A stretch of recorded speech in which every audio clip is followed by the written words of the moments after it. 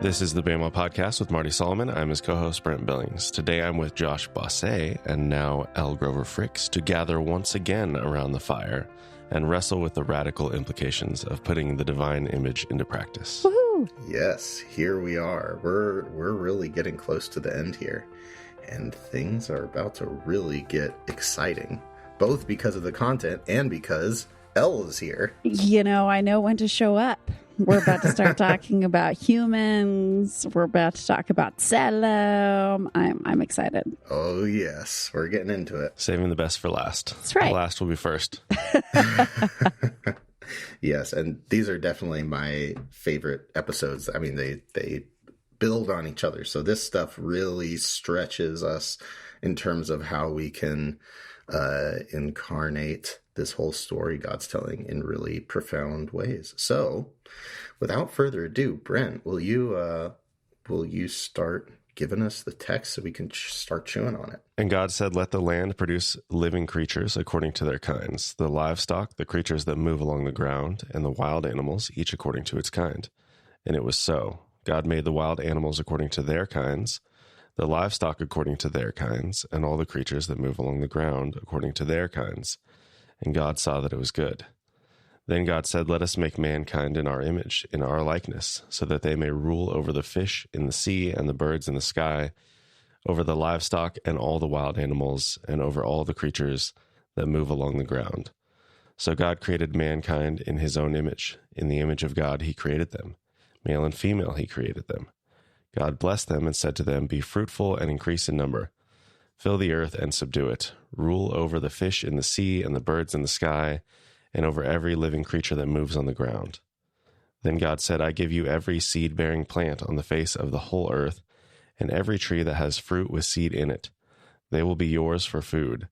And to all the beasts of the earth, and all the birds in the sky, and all the creatures that move along the ground, everything that has the breath of life in it, I give every green plant for food." And it was so.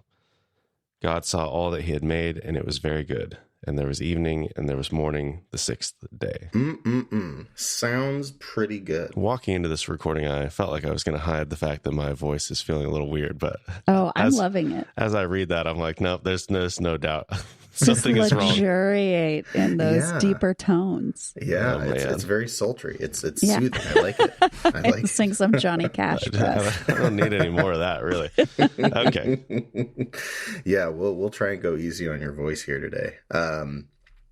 So, Elle, just to hip you to the way we do this, there's so much in the days of creation that we could dive into and pick apart the nuances. So the very first thing we do is just kind of identify the major images, elements that God is bringing into creation, messing with, etc., and how God interacts with them. Great. So this one, I feel like it's pretty clear. What is God engaging with? There are a lot of actual respond type questions. Right. Everything which has in it a living soul. By the way, just so listeners know, Josh's episodes have not started to come out, so I'm not just like some loser who hasn't listened to any of them. It's that I have not had the opportunity to hear what's going on. So Yes. Brent has not made them into episodes yet. They are bits of sound recordings living in Dropbox somewhere. They are chunks, let's be honest. They're giant slabs. We keep it chunky at Bema. Yes. We keep it chunky. I love it. Yep. That's going to be our mascot, Chunky. Yep.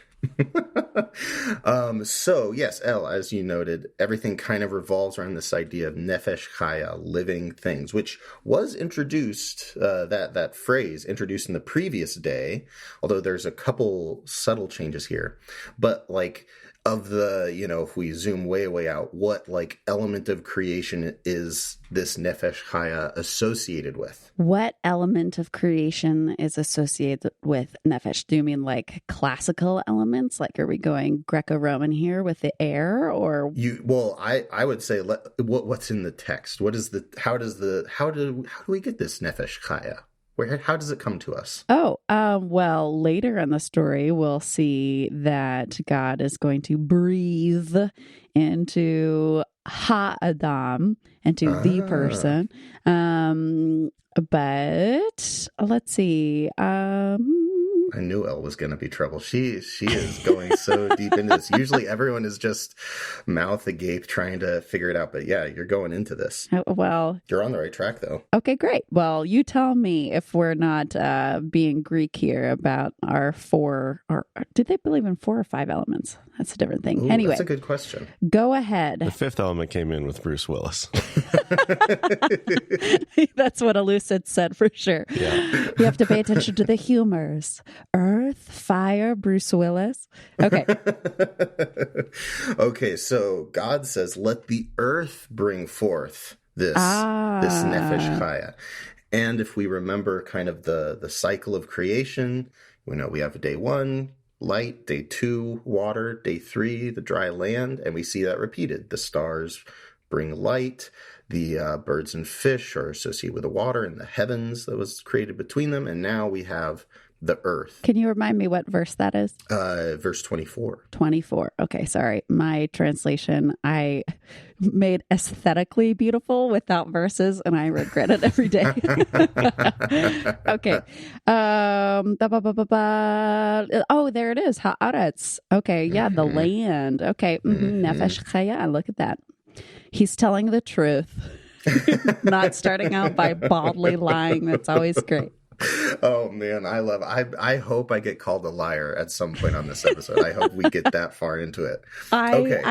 Well, we'll see what happens. So we have the earth coming out again. Now, if we remember day 3, we have lots of images of community in this chaotic form as waters being gathered. And once it's gathered, it suddenly appears. Interesting use of words back in episode 3. It appears as dry land. Community that is solid just kind of springs up when you get people together, gathered. And not only that, then God goes further and says, not only is that stability good in and of itself, it is further good in that land brings forth the first kind of life we saw, plant life, things that can bear fruit, and that fruit creates new life after it.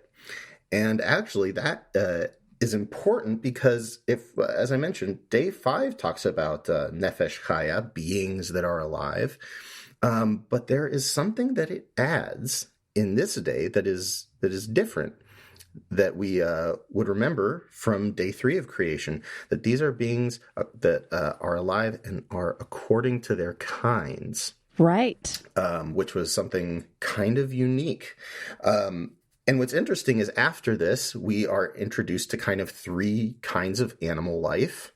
We have these herd animals, we have creeping things, and then this very general like beasts of the land, other like 4-legged things that aren't like, cows and deer and sheep, and aren't like little, critters and lizards and such.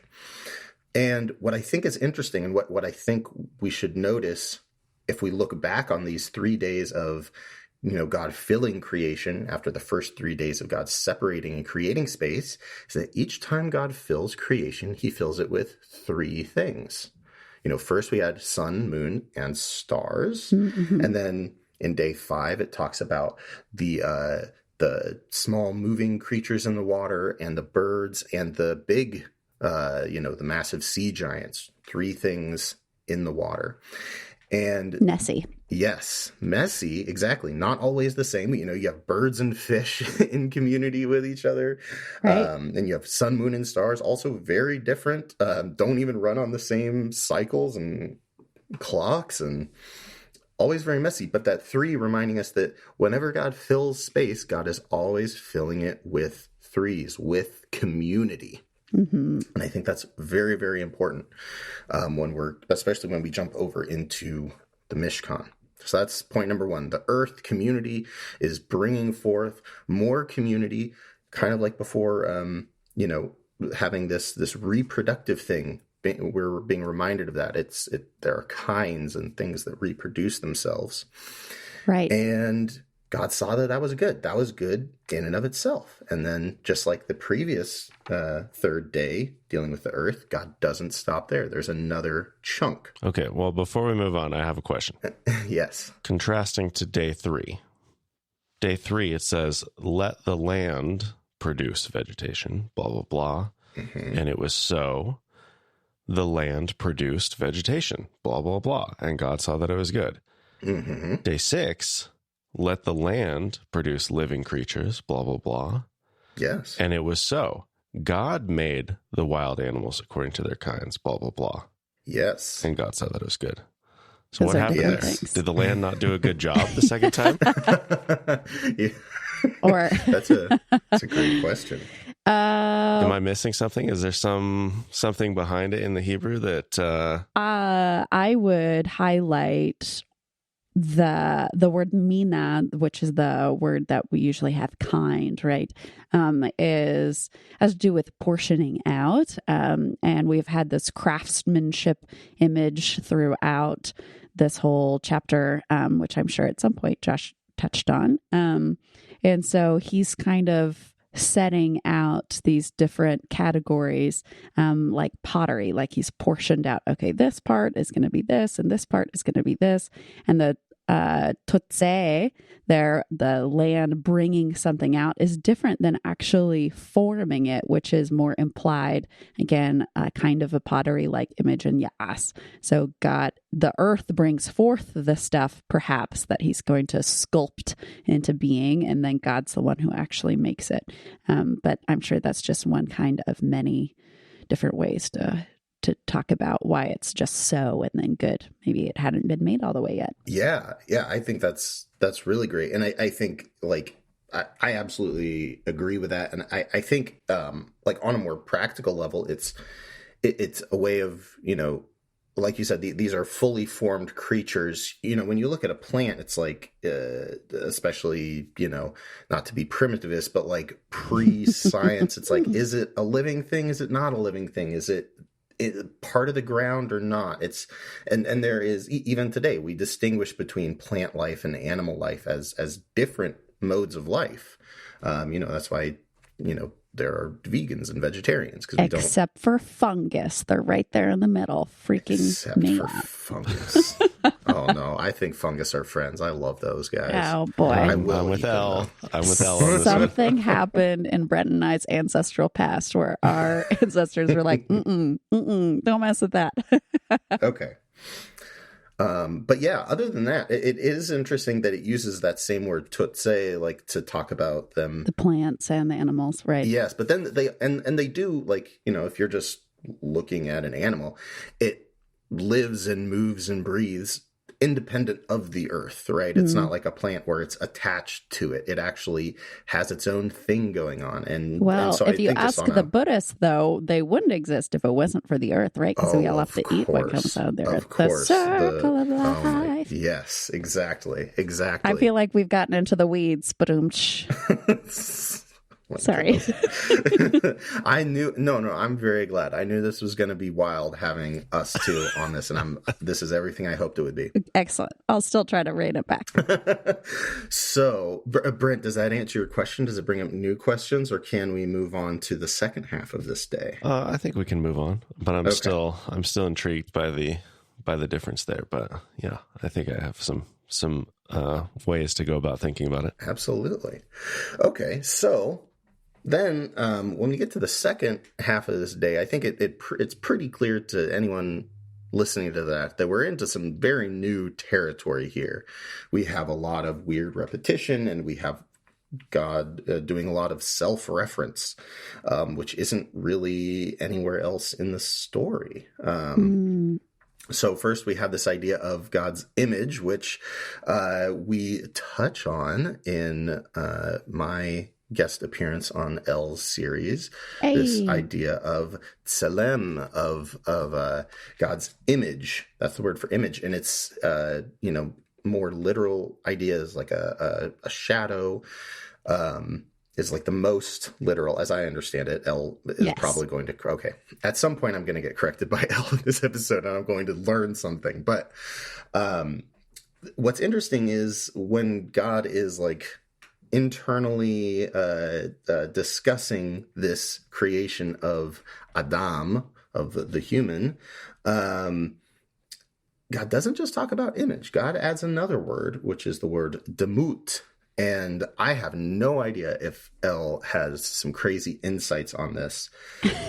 But in the text, and I'll get to this in a little bit, demut is, right, so let's just dive into it. Demut means likeness, which when I hear those two words side by side, what pops into my head is like, if you talk about a shadow, like you're looking at like the contour, the silhouette of something, just its kind of basic shape. Like when we say something is humanoid in shape, it's like it's got 2 arms, 2 legs, head on top of shoulders, like kind of looks like a human.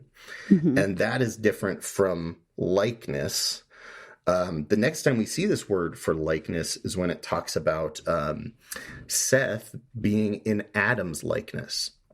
So to me, this is pulling at more like not just general shape, general similarities, but rather like there's something you're like, oh, this carries the personhood almost. This bears a familial resemblance to God. Yeah, I think the undercurrent in both words, like tselem, is definitely about shadow. And I like the way you're distinguishing between general outline and then all the features. But, shadow, as we talked about in our shared episode in my series, shadow so often is a motif for protection, right? And so in this first word, part of under the wings of Adonai, we were created. And then with Damut, it's, and we are made like his children, right? Mm-hmm. And I think there's more and other ways to look at it, but I think that's one helpful one to utilize. Yes. Now, what's interesting is when God actually creates a human, it's very different. We hear God created humanity in his image. In the image of God, he created him. Male and female, he created them. We hear image repeated, but we do not see the word demut anywhere in there. This is very interesting to me. Why do we have demut just kind of disappearing when it comes time to actually make humans? And also, why do we see tselem being repeated twice? A very interesting thought, which I need to supplement with another little Hebrew insight, which last episode we talked about the word bara and how we see that at the very, very, very tippy-top beginning of the creation story with just the broad, God created the heavens and the earth, right? Something rather than nothing. And then we see it again with the beginning of animal life with the fish. The sea giants are given like this distinct, what we might in our Western context think of as true like ex nihilo creation, like all of a sudden something totally radically new is happening. And right here, when God creates humans, that word appears 3 times right in a row. Triple as cool as a sea monster. Yes. Which honestly, that's pretty great. Yeah. But also like cool. 3 doesn't seem like we had this theme of doubling, right? We have tselem mentioned twice. We have a day that has 2 halves to it. And we're given 2 it was goods. In fact, we have it was very good. So this triple repetition to me kind of stands out even like above that. Like there is a big emphasis. I feel like God's really drawing our attention to this precise moment. Yeah. And man, there's so many things we could say. I think we could go really deep into like the double tselem and the distinction that's made here of God making humanity in God's image. And then the distinction after that of male and female and this like equality of divine image. But and I'll just say what I hear in this, and Elle, I would love your thoughts. Yeah, totally. What I hear in this is God saying, I want to make humanity in my image and look like my children, have my features. So I'm going to make them with my image, but that demut is something that is worked out. In fact, the word bara is like that ex nihilo, that thing that's just boom, made. When God says, let's make them in our image and likeness, it's the word asa. It's a squishier process. We have to work out those features on our own face, on our own soul as we live. I love that so much. I got like mini chills. So, and here's one of the reasons I love it so much. Other than that, like tension that runs the whole way through scripture of God does something and also personal accountability, right? Or responsibility. One of the reasons I love that is that this word, the mut, comes up in recent archaeology. They found in, I think it's Egypt. I didn't know I would be talking about this today, so I don't have it right at hand. Sorry, Brent. But they found texts talking about the kings of, I believe, Egypt. And when they're talking about, we all know the kings of Egypt are like the personification of that God in the world, right? And so it's a motif potentially from that time of having to do with rulership, which is also a theme in the story. So it's not just that we look like God and we're part of God's family and we're made under his protection, but also the part that I love there, when we walk it out, we are invited to walk into this co-regency with God on the earth, right? This royal priesthood. I'm sure you're going to loop it on in when we jump over to talking about the Mishkan. But specifically that word, culturally, we've layered so much. Well, what does it mean to be in the made of the image of God? You can look at the Wikipedia article. It's a very long thing of like, well, Karl Barth says this and blah, blah, blah, blah, blah.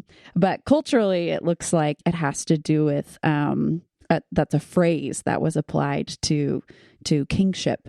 And so the idea that we're not walking in our kingship unless we do some of that work ourselves, I love. Absolutely.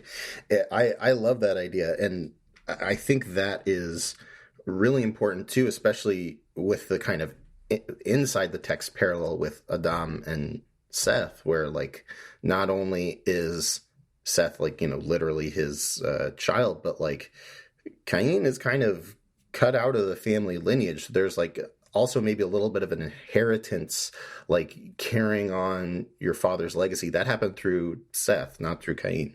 Right. So, I really love that. And I think that's a great thing to keep in our heads as we move into the last part of this day, where we do talk about, as you said before, like rulership and rulership. Is that a word? Sure. Anyway, now it is. Yes. So actually, yeah, let's move into that, because there's something else really interesting here. So we encounter blessing again, just like what we saw on the last day. Very similar, being fruitful, multiplying, filling the earth. Then we have, subduing it and ruling over the fish of the sea, the birds of the sky, and every living thing. Once again, another 3, all living things. We're invited to see all of creation as a community that we are ruling over. And now, and this is where, if there is anything interesting, I'll jump in here. But one of the things I noticed when looking at the language around ruling over or subduing is that it has this idea of like walking upon something or walking over something. Mm-hmm. Yep. And here's what's interesting to me. God creates this kind of very basic hierarchy, right? Humans up here, birds, fish, animals underneath. But what's very interesting is after that, verse 29 onward, God gives the right to be nourished equally, right? The plants are given to humanity and to animals equally. They have equal right to be nourished.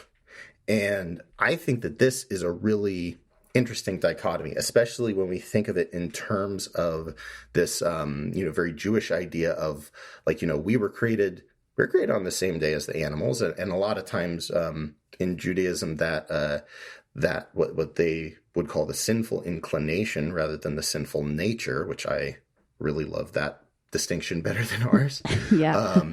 They associate it with the part of our soul that is an animal, that like animals needs to eat, needs to sleep, needs water, on and on and on. And that sin is rooted in when those needs get twisted or overextended or, et cetera. I think we all can imagine that. Right. And to me, God is creating this dichotomy where, like, we need to be above that. However, at the same time, we need to honor those needs as equal with our own.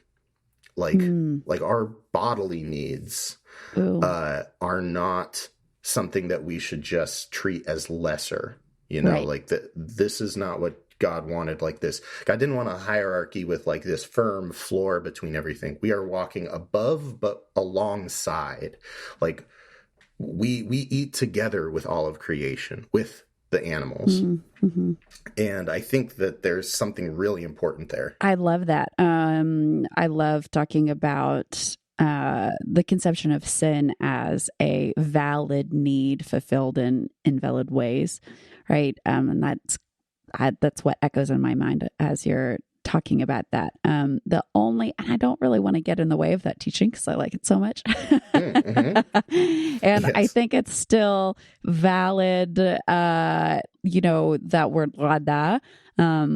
We get the up to down picture, the like hierarchical piece, largely from the Arabic, where it has to do with trampling down.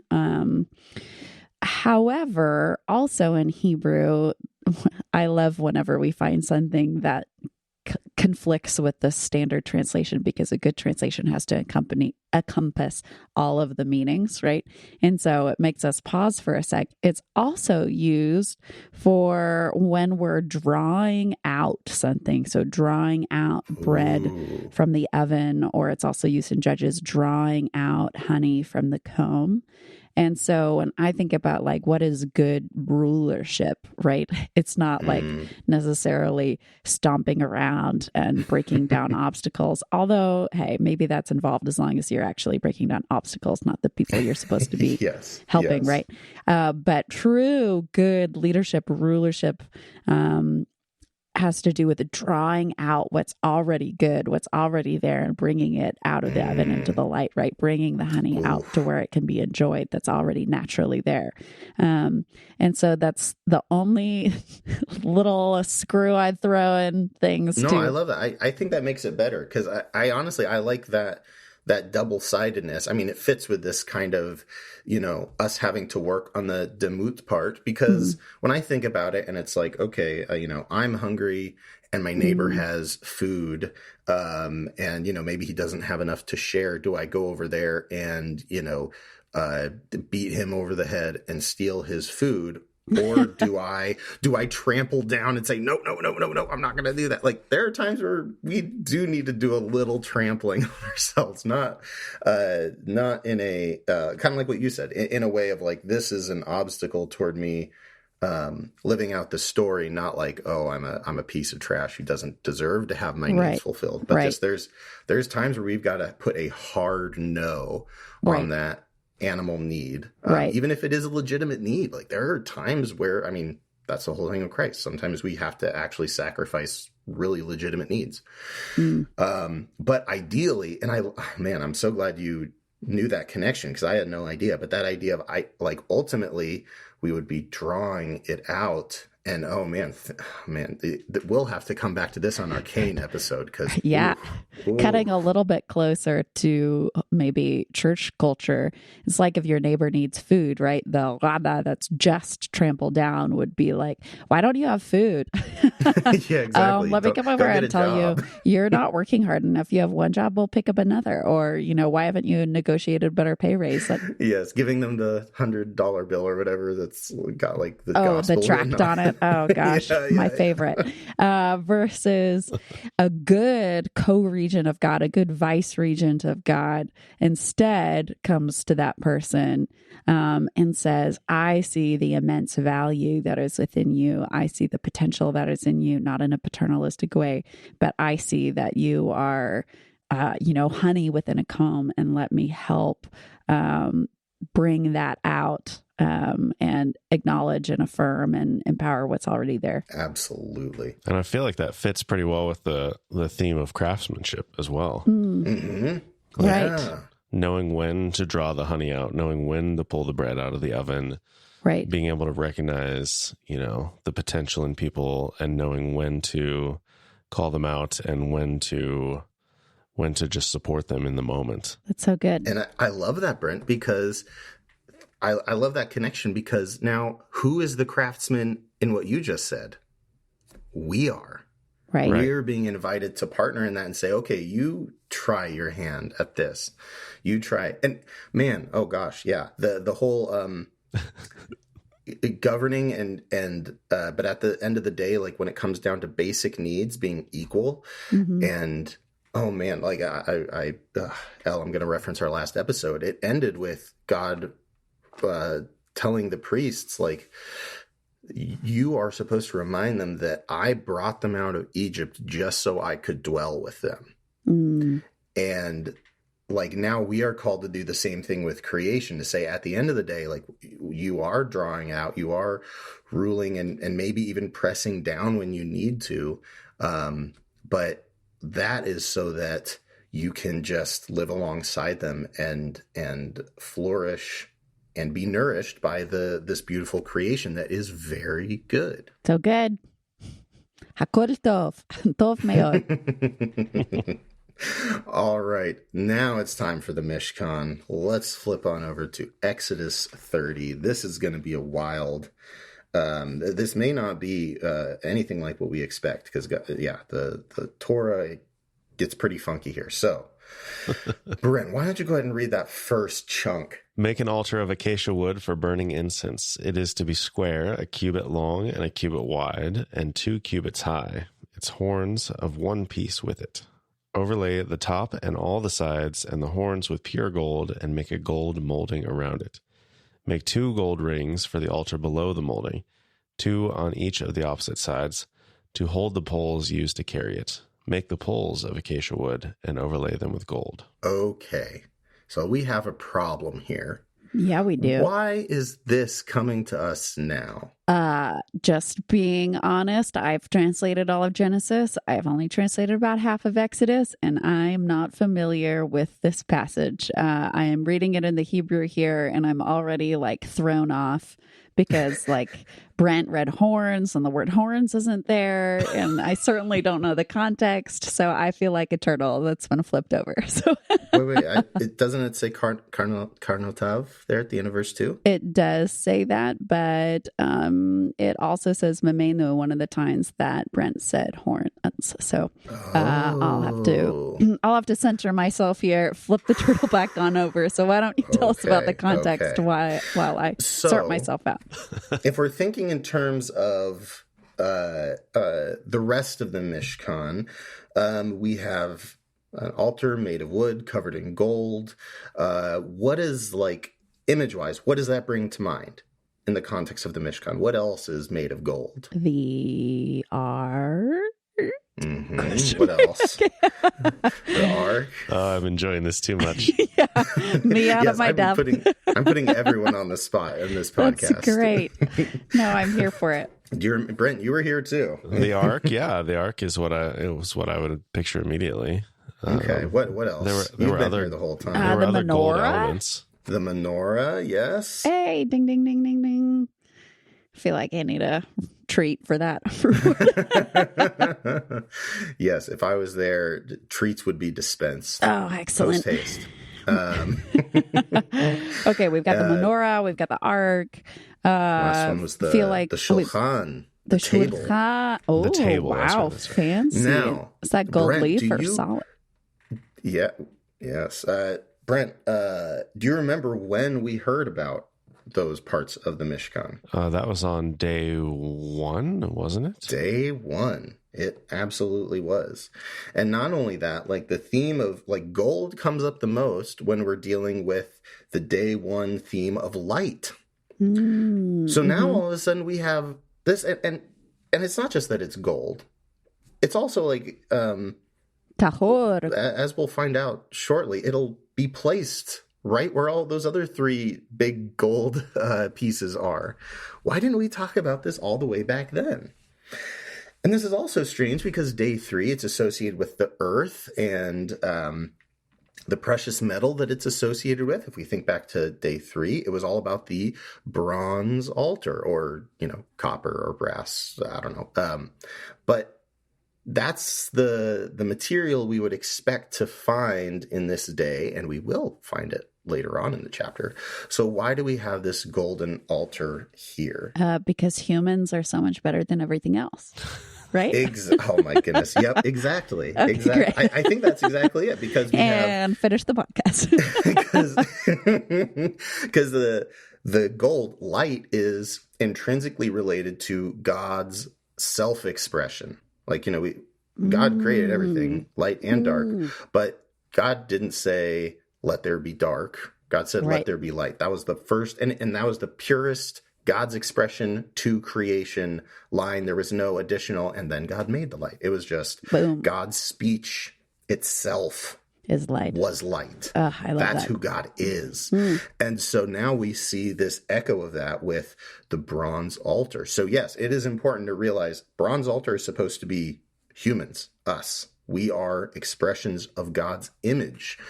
And we could even, like, whereas with the ark, we saw gold on the outside and the inside, and the menorah is made of solid gold. Here we have something that's gold on the outside, not on the inside. And I think that speaks to that tselem versus demut, image versus likeness. Also, the bronze, not to pull a thread on Jesus too quickly, but he certainly shows up described as bronze legs specifically, I believe. Yes, and something bronze lifted up, something. Oh, yeah. All right. And I mean, and let's not even get into the fact that the rabbis note that Nachash, the word for bronze, and serpent is also... There's the correction we've been waiting for. No. No. Yeah, we're good. I see you, Elle. We're good. Okay, great. It's gematria is equal to the word Mashiach. But I'm going to drop that there. That's for another time. The rabbis say that. Yeah. It's just a little side of mashed potatoes for our main meal here. Yes, exactly. For all you out there looking for some place to dig, there you go. Have fun. Gematria is a great place. Okay, I have a question for you, Josh. Hopefully it doesn't throw you off kilter. So it's Zahav Tohar, or Tahor, rather. See, I make mistakes too. So I'm not the gold that is pure. I'm not the policeman. Is pure. It's the previous renderings of Zahav of golds in the previous chapters in Exodus. Is it also called Tahor? Or? I believe so. I believe it says Tahor, and then it'll often say like of a single piece. So yeah, I believe that is, and that would make sense too, because those gold implements are representative of God's presence. So I would expect. Imagine. Yeah, exactly. Those three things are three different. Man, I can't wait for you to listen to it and then tell me, because I am honestly, if it would have worked out, I would have had you on every single episode. It would have been fun. It would have been fun. All right, so now that we've established just that very basic, like, okay, this altar is kind of coming out of place. It really kind of messes with the cycles of creation that have been built up through the previous 5 days, and it kind of sticking out the way that humans stick out of the story of creation. So now that we've got that established, Brent, let's keep reading. In fact, we're just going to read one more verse. Put the altar in front of the curtain that shields the ark of the covenant law, before the atonement cover that is over the tablets of the covenant law, where I will meet with you. Was that verse 5? That was verse 6. 6. Okay. Now that's weird. The totally shield is an interesting thing. I don't see any word that would mean shield. In verse 6, yeah, me neither. But it does say that it is before the face of the curtain that is before the ark of the testimony tablets. It is upon the ark. Yes, thank you for correcting me. Upon the ark. And then it also goes to say in front of the cover that is on the tablets, the testimonies, where I will meet with you there. Now, here's what's really interesting, because the rabbis almost universally say that the golden altar is outside of the curtain, in the holy place, not in the Holy of Holies. However, like when I read this, it feels like it's the opposite, because I mean, it twice mentions being before the ark. And when I hear like it's to the lifnei, to the face of the curtain that is across from the ark, to me that sounds like it's just inside. But I could see it being read either way. And then to complicate matters, if I'm remembering correctly, Hebrews specifically says it's in the Holy of Holies. So, oh boy, this Come is a on, minor guys. thing, but I wanted to throw this, give you an alley-oop in case there's something big here. I do get as I read it, I get the impression that it is outside of the Holy of Holies. Mm-hmm. And I think maybe that's because the perspective of the people is going to be from the outside because nobody else is in there. And ultimately, I'm okay with this because, again, it plays with that ambiguous boundary thing of which side of the curtain are we on? Which side of the Tselem Demut tension are we on? I think that is a great tension to carry with us, and I just want to emphasize it here before we move on. And unless Elle has any final remarks, I'd love to hear the rest. Just finish out this golden altar portion. Yeah. The word that stands out to me there is the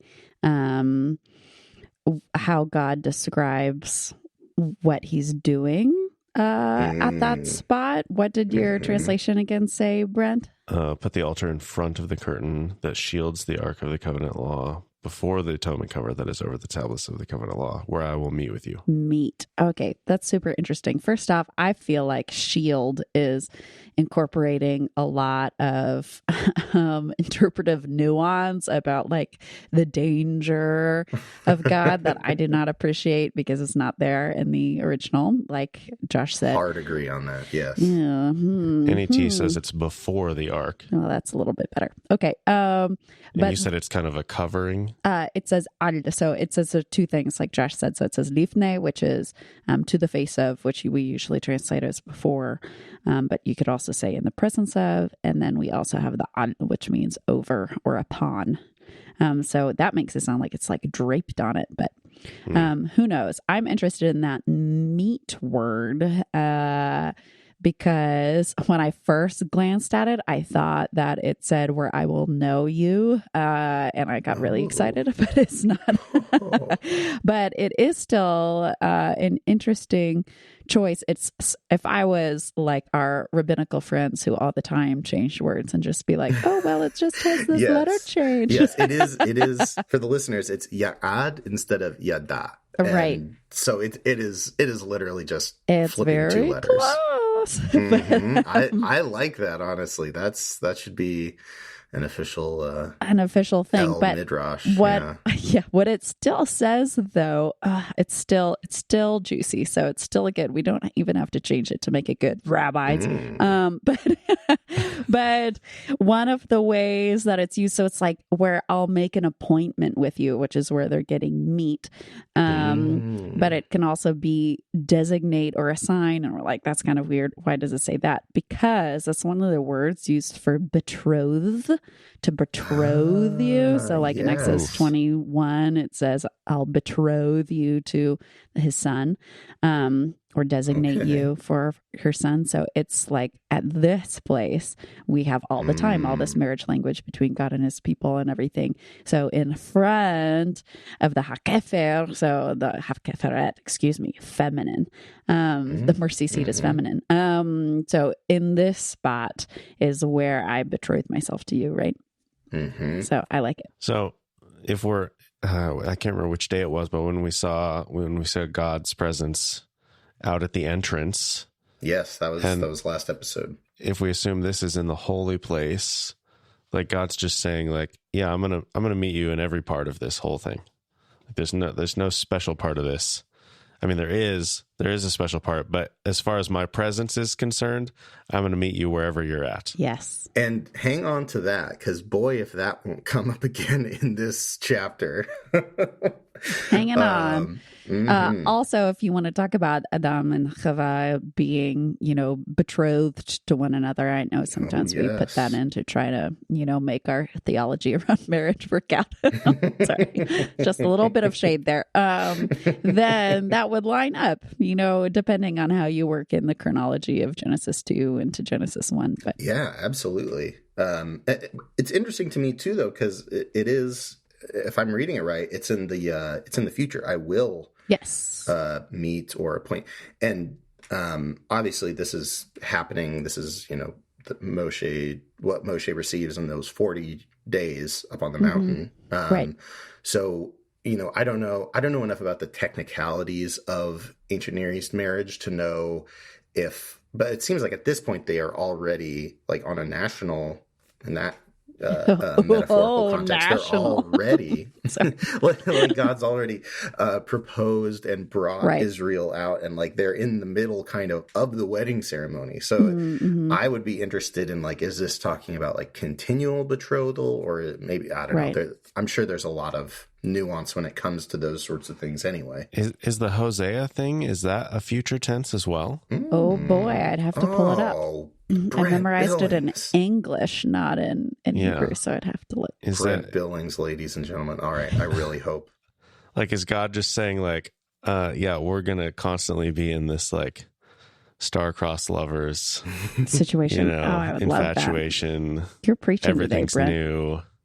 Well, I mean, and that fits perfectly with the idea of demut. Like you have to work out that familial connection constantly. Like, it's not just something that is done like the image of God is. Like, we have that, and it's secure. Even like what Elle brought up with shadow as this idea of protection. Like, that is something God has given us that can't be taken away at all. But which is also God's marriage image, by the way. Oh my goodness. Oh, right. Yes, under the shade, the provision or protection. Okay, I'm looking at Hosea in the Hebrew, and it's complicated because in Hebrew, tense and time is a circle because their idea of time is different than our idea of time. So you could argue it either way, which means you have the freedom. It has a reversed vav.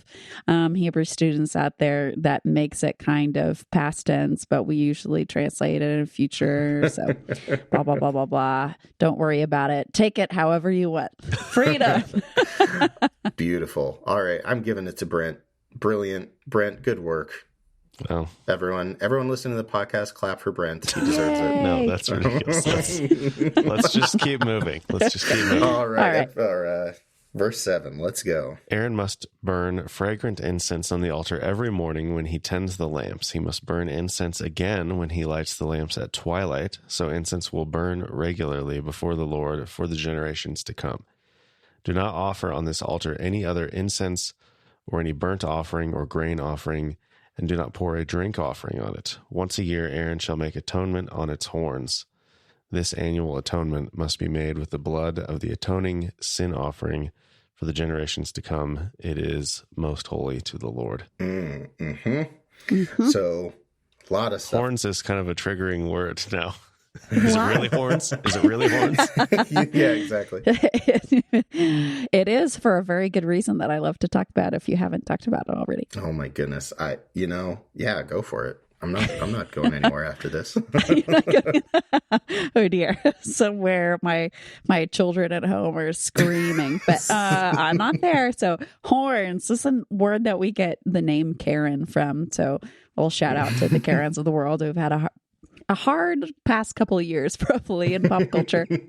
Yes, there's lots of nice Karens out there. I know some of them. There are. It's one of my grandmother's names. So, yeah. So, what's important about horns? Where do they first show up in the story, gentlemen? Oh, is it? I would guess the Akeda would be. Yes, you're right. Nice. Saved by the Bell, Brent. He was staring at the ceiling contemplatively.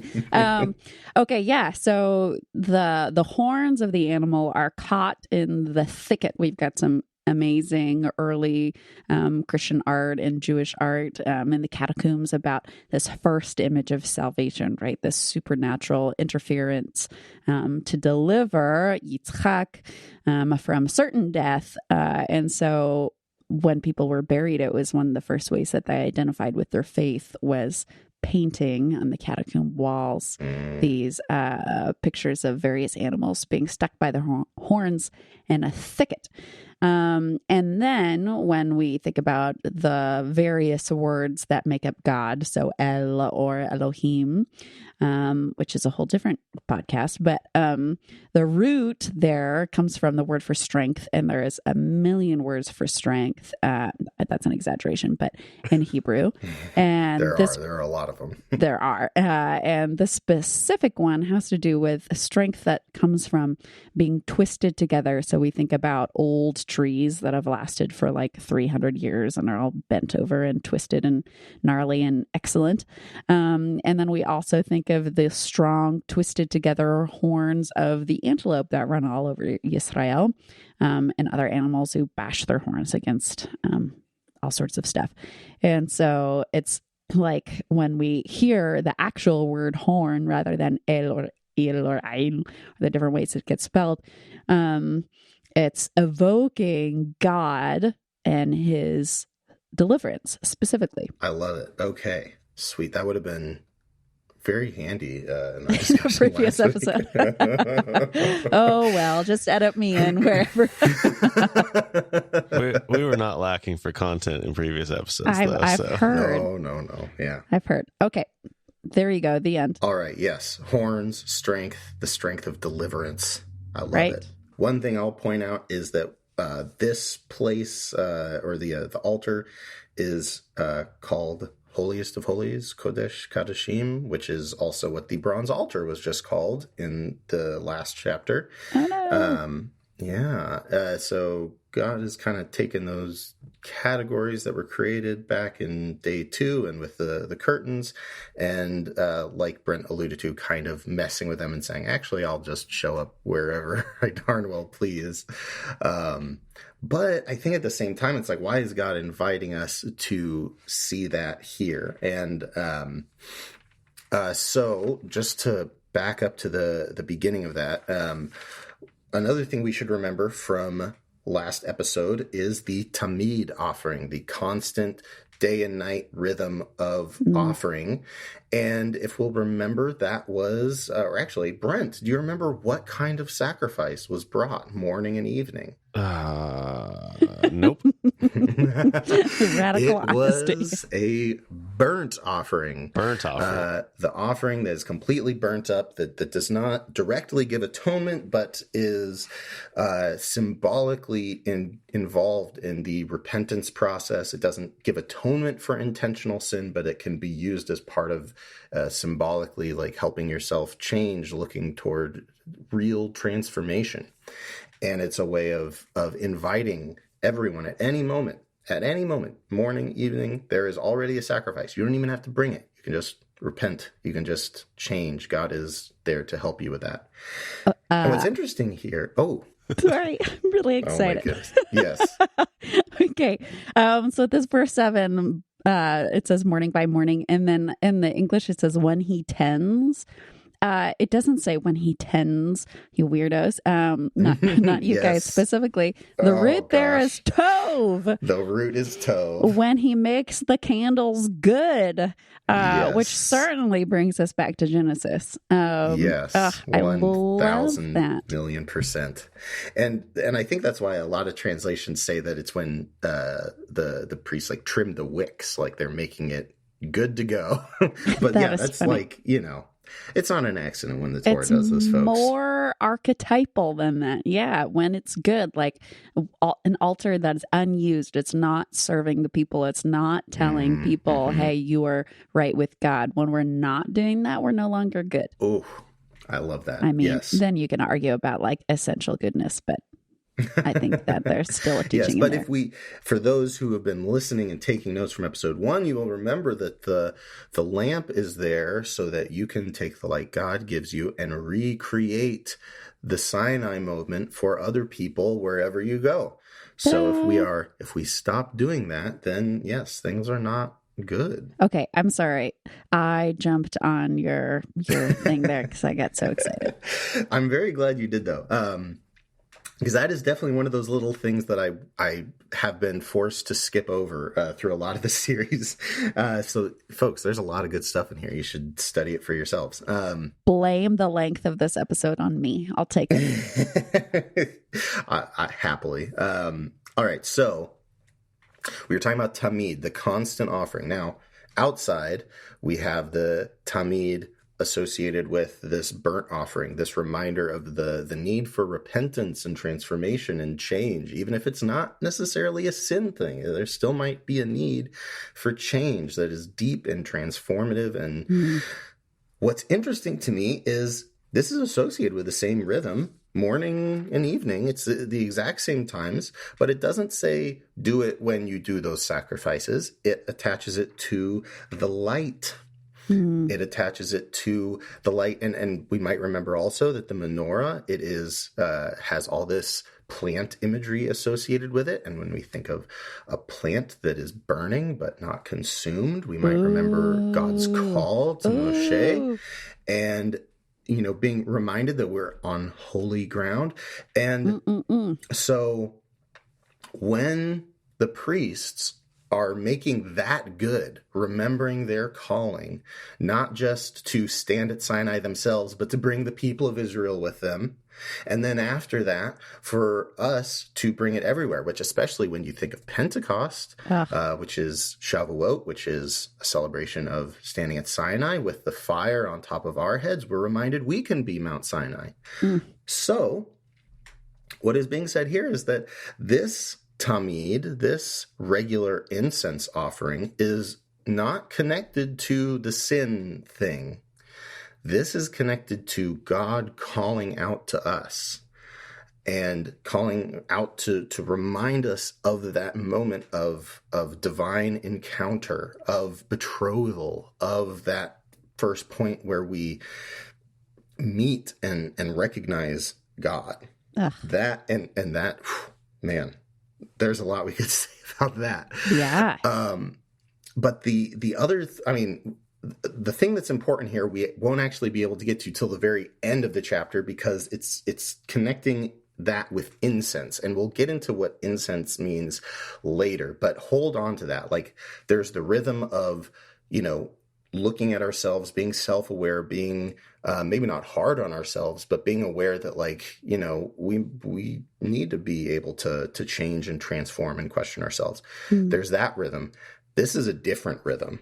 Yeah. And I think we should be hearing in this that that a little bit of that Selim reassurance of right. You can always come into this place. And there is a separate rhythm that God is trying to teach us. That's so good. Preaching.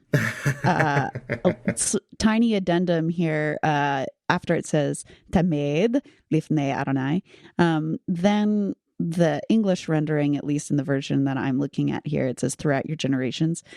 Pet peeve. The word for generation is toldot. Like when we talk, I think there's a parasha that's named toldot, and that's connected to Yeled, which has to do with the birth. So a generation is marked by like a new series of kids, right? Dor, which is the root that's actually here, has to do with eras. And it's connected to their cosmology, which has the zodiac linked in, and it's like era after era, you will still be doing this. Wow, which I think that's really cool. Yeah, I think it's clearer than generations because, then what about after this point in time? No, era after era. Right. Oh, that's beautiful. I love that. I'm glad you shared that with me because I never knew that there was that distinction. There you go. Wonderful. Door of a door. Okay. Yes. Very much so. Okay. Continue.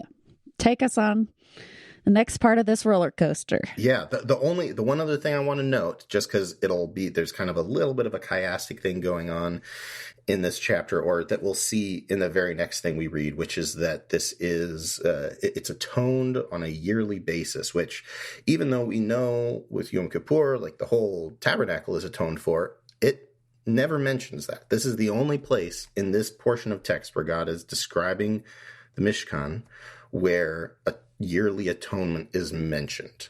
And I think that is, actually, I'm just going to say, chew on that yourselves. Brent, take us in. We're done with the golden altar. We'll come back to it later, but what's next for us in this chapter? Did we talk about the this break in the next verse in 11? Like this is all God talking, and then it says, "Then the Lord said to Moshe." Did we talk about that at some point? Is this like talking about? Is this transitioning? Are we doing a time jump, or is that kind of where your question's at? Yeah. I know we haven't talked about that, and for the purposes of what we're doing, I'm going to say it doesn't matter. It doesn't matter. The Torah put it here, and for all you listening, we've been talking about the golden altar. You may think you know where we're going next, but guess again, Brent. Take us into this next chunk. Okay. Well, as intrigued as I am, I will submit to the cutting room floor and leave this one behind. Then the Lord said to Moshe, "When you take a census of the Israelites to count them, each one must pay the Lord a ransom for his life at the time he is counted. Then no plague will come on them when you number them. Each one who crosses over to those already counted is to give a half shekel, according to the sanctuary shekel, which weighs 20 gerahs. This half shekel is an offering to the Lord. All who cross over, those 20 years old or more, are to give an offering to the Lord. The rich are not to give more than a half shekel, and the poor are not to give less when you make the offering to the Lord to atone for your lives. Receive the atonement money from the Israelites and use it for the service of the tent of meeting. It will be a memorial for the Israelites before the Lord, making atonement for your lives." All right. Oh, boy. Yeah. Doesn't this feel disjointed? I mean, Hey, we are... Are you sure there wasn't a time jump? Okay, here's my 10-second take on that. Davar is different than say. Amar is our word for say. Davar is an extra heavy, when we say God has a word for blah, blah, blah. It's a extra special thing. It's different than just, oh yeah, so-and-so told me to, pick up some groceries. He has a heavy word. So he could still be breaking up everything else, and then kind of like how we'll run into behold. It's kind of like a way of saying that he's calling extra attention. This is a word of Adonai, and then goes forth. So you can say it's a time jump or not. That's still up for discussion, but that's one way out of it having to be a time jump. Yes. Continue. And yes. So nevertheless, not only is there kind of a jarring transition here in terms of content, but that linguistically we are being told, hey, listen to this thing. Right. So why is this here? I mean, we have a very tangential, this money is used for the tabernacle, but that's about the only connection to it. So first of all, when we hear the word census, I think it's important to know that the literal Hebrew phrase is to raise up the head. Mm-hmm. And I think that's, for one thing, evocative. Yes, exactly. Oh, man, it's all going to come back to Cain. Always. Tamid. But also, this is very strange. I mean, one thing that is in this passage that is very evocative of everything we've heard recently, certainly on the second half of the creation story, once we started talking about the priests, is this idea of you need to, when you take a census, also take this half shekel offering so that people don't die, which is something that we heard repeated throughout the priestly ordination and garments. But what's going on here? Is anything jumping out for you, Brent? Shut down. Elle was ready to speak. Let Elle speak. Let Elle speak. By all means. Wow. Is that a Rogue One reference? Super cringe moment. Okay. Um, It was not. I'm disappointed in myself for not even knowing what you were referring it's so to. We did accidental cringe. Oh yeah. That's even worse. Oh, it's bad. They're having that meeting, and someone in the background was like, "Let the woman speak." It's like, oh, for heaven's sake. No, I don't have anything to offer. So Okay, great. that's all I'm saying. Well, I'm so so excited. Thanks for inviting me, Josh, because I'm like lit up about these texts on the Mishkan that I've never looked into before. But to me, it makes sense that it's here. First off, tisa, which you said is lift, which is true, is also our word for forgive. Yes. Because forgiveness implies taking on a burden, right? And saying, I'm not going to shove it onto someone else.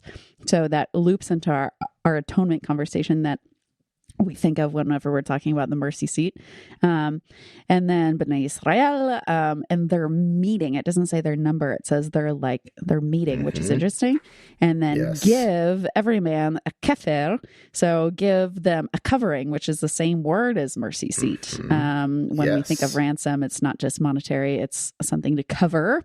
And then it doesn't say for himself. It says for his soul, give a covering. Actually, it says covering of his soul. There's no for there. So covering of his soul, his nefesh, to Adonai, when you meet them, that there might not be a plague in their meeting, which, so I still don't have insight on that part, but what links them together, to me anyway, is the talking about covering there. All right. So there's a couple of things here. First of all, yes, like the nefesh thing is huge, because if, that was something that came up quite a bit in day 6. Right. And if we're thinking about this in terms of day 6 and like this role of counting and ordering and elevating the head, to me, this seems like it's kind of maybe edging into that conversation day 6 was having about rulership. Did I make up that word or not? That's the second time. All right. But yes, they are covering over their nefesh. A very interesting idea. I don't claim to understand this, but what I have heard from a dear friend of mine, Rachel, who knows a lot more about ancient Near East history and culture than I do, told me one time that a census is a lot of work. It takes a lot of organization to do. Everyone's got to, stop what they're doing so you can keep track of everyone. And, especially at a time where paper and stuff like that, it's not super easy to come by. Like, this is a lot of work. So why are we doing this? And one of the really common reasons would be to get a sense of what your fighting power is, which is why it usually has not just only counts men, but only counts men that are between 20 and 60 is usually what they do. Which is why it's Satan's idea when he's talking to David in Chronicles. Exactly. He's saying, hey, just check, put that gun in your back pocket just in case. Oh, please never put a firearm in your back pocket. Yeah, exactly. Exactly. There's, and here's what I'm wondering. That whole conversation we had about being, rulers of creation, and that distinction between stamping down and drawing out. If you are checking to see okay, can we, do we have enough military force to take on this other group of people, that God says, okay, stop. If you're doing that, I'm going to bring a plague among you unless everyone gives a little offering to the Mishkan to remind us, why are we here? What are we doing in creation? Are we going out to fight to preserve, to keep people safe? Or are we doing it to expand our empire? Or, there's a lot of questions, and God is bringing them back to, what's the purpose of you having power in creation, period? Right. What is that power for? Which, man, that goes really well with what we talked about on your podcast, Elle. Yeah. 2 kinds of power. Right. And in verse 16, it really ties that together, because it's saying it's for the service of the tabernacle of meeting, and to be a zichron, a memorial, to make atonement. So it's very specific about what it's for down there in 16. Exactly.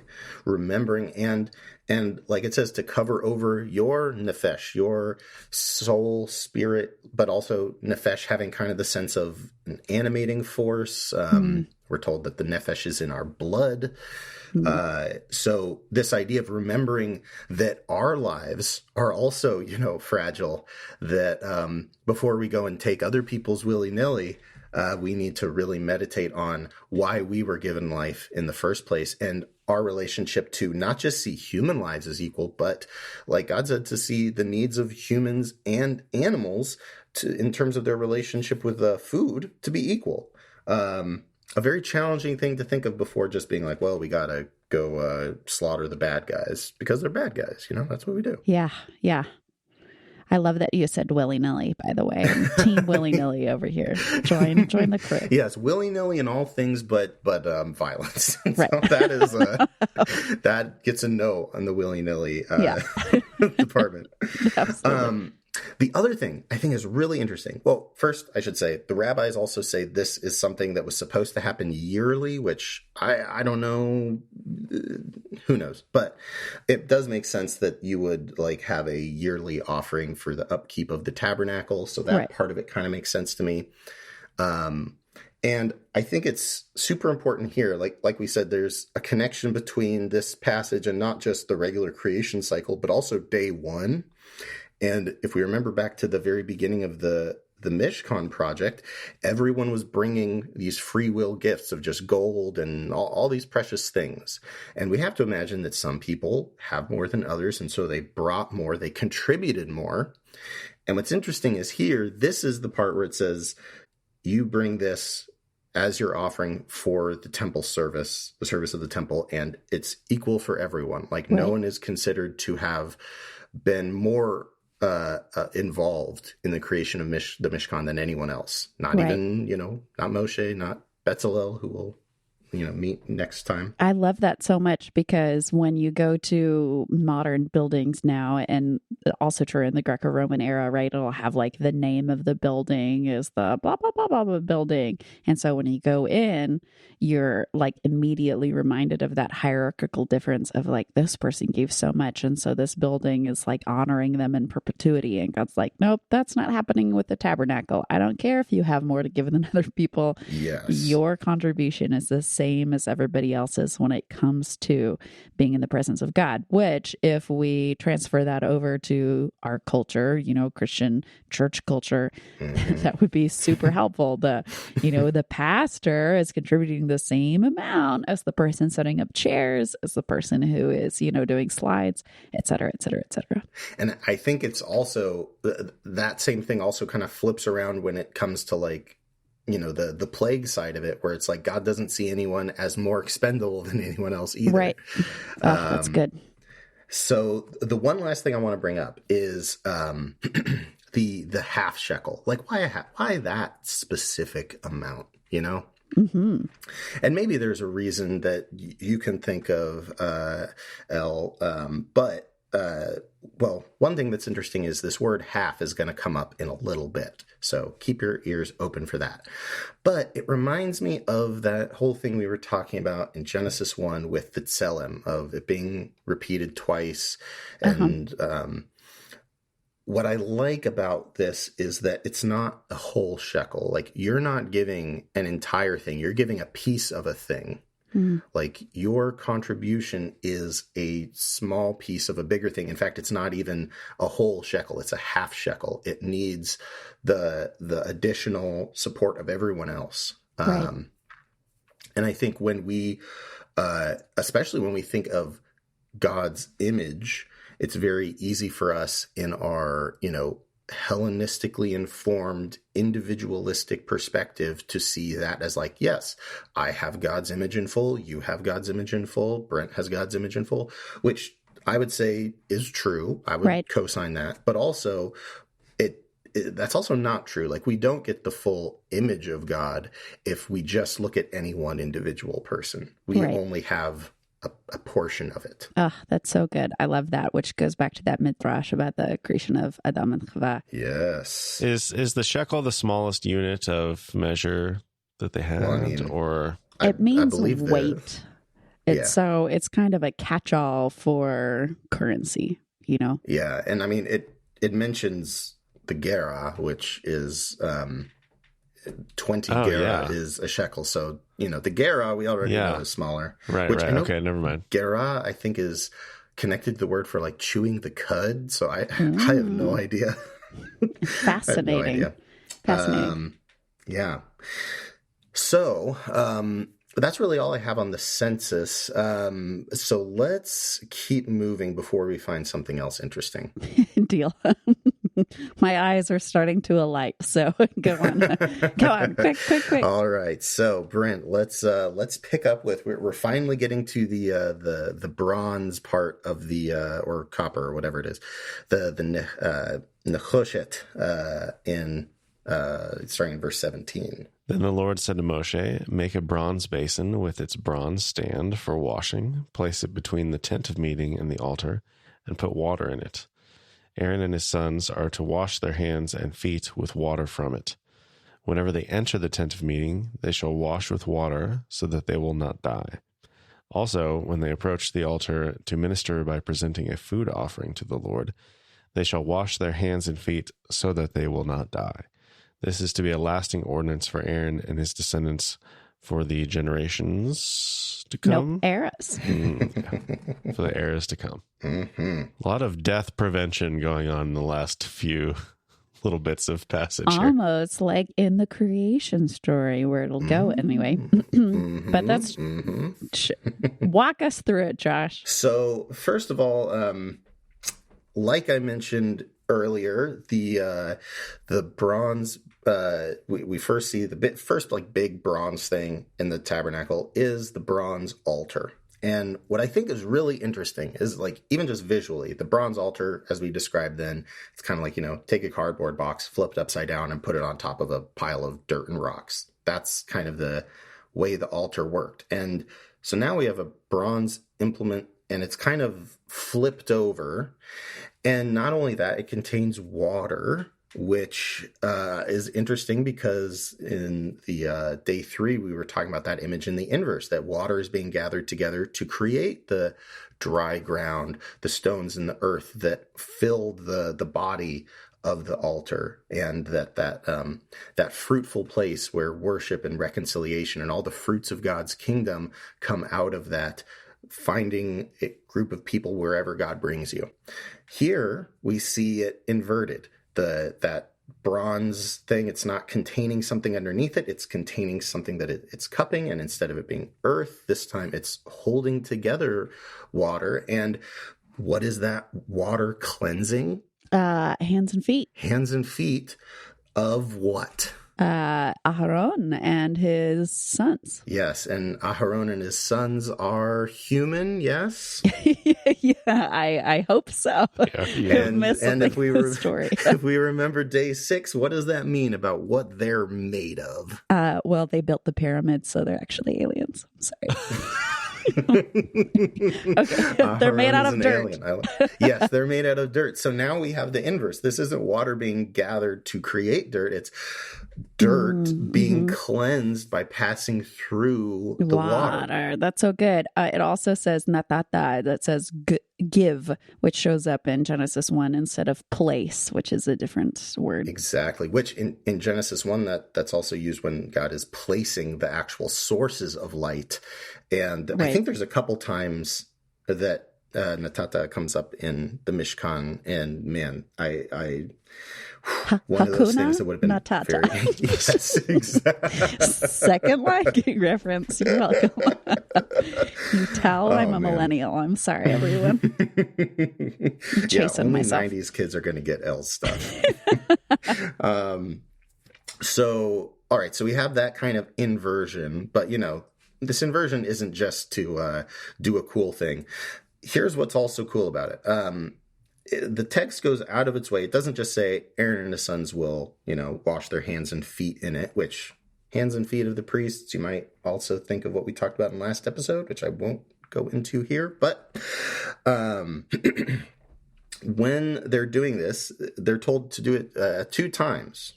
When is that, Brent? I'm putting you on the spot. When do they have to wash their hands and feet? When they enter and when they approach the altar. Yes, both directions. When they come out from the tent to serve at the altar, they wash their hands. When they are preparing to go back into the tent. They wash their hands, which again kind of gets back to this thing of like, where's the Holy of Holies? It's inside, it's outside. Where is God? God's at the door. God's inside. God's with the incense, all that stuff. Yeah, it's all holy. And we noticed last time that God talks about the sacrifices happening at the entrance to the tent because of that doorway imagery, even though it's not, literally a door, because it's a tent. But that entrance point is really important for understanding like the way God is dividing up and then subverting that division of space. Now, what's happening here, like to me, what this brings to mind is like, it is Jacob's ladder. It's like, it's this thing that no matter whether you're going up or down, like you have to pass through this water, which if we remember water and day 2, that should be ringing some bells that no matter which direction they're going, they have to pass through the water. And what I like about this is that as priests, we have this really interesting, unique thing. Not only do we have an inversion of this earth and water relationship that we first saw with the altar, the bronze altar. So that's been turned upside down. And we also kind of have a little bit of day 2 sprinkled in here about that kind of permeable barrier that whether water's going up or down, if it's going to traverse that gap, it has to pass through Shemaim, through heaven.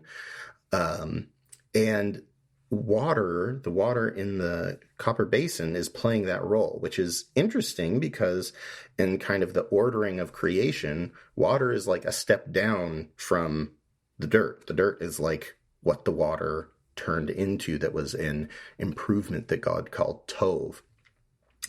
And I think this is so interesting. This is, to me, if we look back at day 6 in Genesis, this is the humans and the animals eating alongside each other. Because God's telling the priests, like, you're up here on this solid, dry land. You're the birds who get to fly in the heavens. You are the living in the place where there's this fruitful, dry land. There's a lot of people out there who are living just in the water, just in the chaos. They don't have all those same benefits. They don't have all of that in the same way that, the animals that just wander around, like they're underneath Adam and Chava and humanity. And there's this moment where God says, even though you are above them and having a very important role, you need to eat alongside them. You need to come down to their level. And that's what I see happening here, of God saying, you still need to be cleansed. Not just when you're coming back in to be with me, you need to be cleansed when you're coming out from me to go to them. And that cleansing, it's like, to me, it's like that's the cleansing of what I referred to in episode 3 as raw community, like just the people you see, not your community, your people that you have, share culture with and in jokes and all that stuff that makes relationships really fun. There is this kind of baptism, this check on where we're going and what we're doing in the service of God when we let it make sure, like diligently, that we are passing that through raw community that is just living life normally, and that has an effect of cleansing on us as we try to be this kingdom of priests. Very Isaiah, but also very Jesus and the disciples, right? You're going to pass through this water before you go out, before I go out, right? And I'm going to make sure that you're like priests. Passing through water. Yeah, we could do a whole thing. Like we keep saying, this every time we move forward to the Mishkan, at every point, it's like a fractal, and you can just keep going down and down and down and down and down, or up and up and up. And it just keeps folding in and self-referencing. Excellent. So I because of that, I'm going to leave that for all you out there in Podcastville to do. We are going to move on to what I'm going to call the good stuff. My the goodness. oil and the incense. Brent, let's go. I love that we're just getting to the good stuff.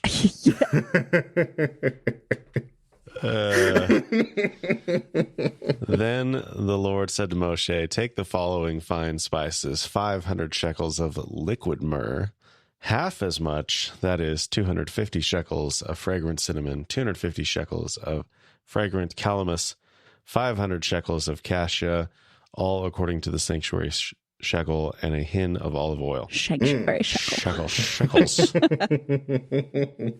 Yeah, this is a bit of a tongue twister. So, anything jumping out at anyone? I'm still thinking about Sean Connery, so just a second. Reorient here. Half as much. So, first of all, oh yes, half as much. This is that second use of half, which is really interesting because when I'm looking at this text, I don't know if there's some technical Hebrew thing here, Elle, but that seems pretty superfluous. Like, why do we need to know that 250 is half of 500? Like, why? Why is that there? Yeah, that does feel odd. I'm so... Perfectly content to just say 250 shekels of fragrant calamus. Exactly. And then jump back up to 500 shekels of cassia without saying, and double that of cassia. Exactly. I'm seeing asa again, ma'asa. So that's bringing me back to Genesis again, because it's our word for make. Yes. Or do. Very good. Yes. That should always be on our minds here. So the 250s are both fragrant things. Oh, yeah. Mm-hmm. I want to say that there's this little mini chiasm, and cinnamon is the answer to everything. Yeah, I don't know if I can really say that, but I love cinnamon. The unfortunate part is I don't know. I don't know why cinnamon specifically would be the thing.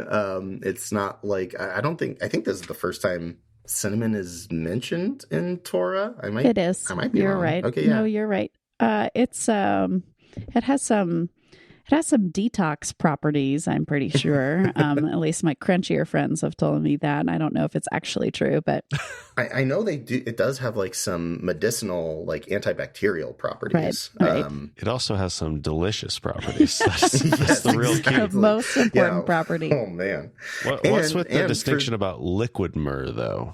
Because myrrh is resin, and so if it's liquefied, it's still drippy, and if it's not liquefied, then it's solidified. So are they having to do something to the myrrh to get it into this state? I think that means it's fresh. Fresh. Okay. I'll have to look though.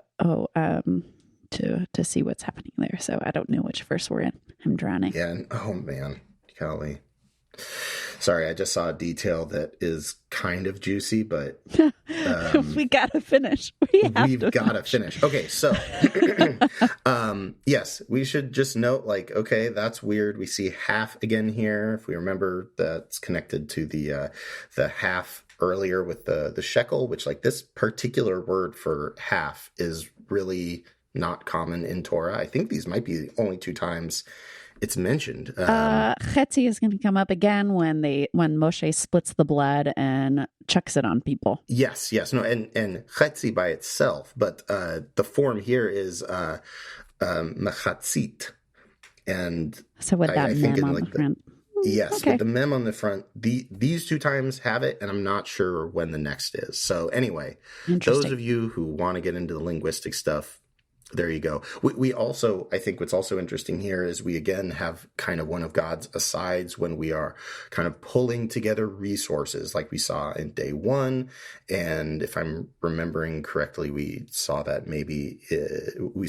right before the priests when we get into that second cycle of creation of getting ready to fill the space with the priests and everything they do. So it's interesting here that we are now having God pause again and take like stock, like, okay, we're going to gather these materials in order to do something. And to me, if I'm thinking in terms of day 6 and God pausing and taking a moment to prepare for the creation of something, I am hearing God talking about God's own image and the creation of mankind. So with that maybe in the back of our heads, let's go ahead and read the rest of that chunk about the oil. Bama, we keep it chunky. We keep it chunky. Let the record show that I prefer creamy peanut butter.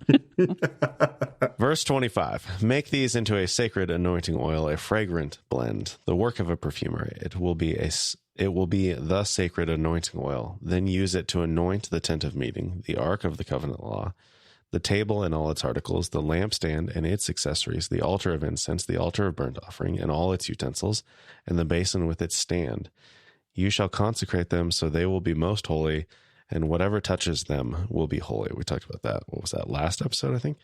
Mm-hmm. Anoint Aaron and his sons and consecrate them so they may serve me as priests.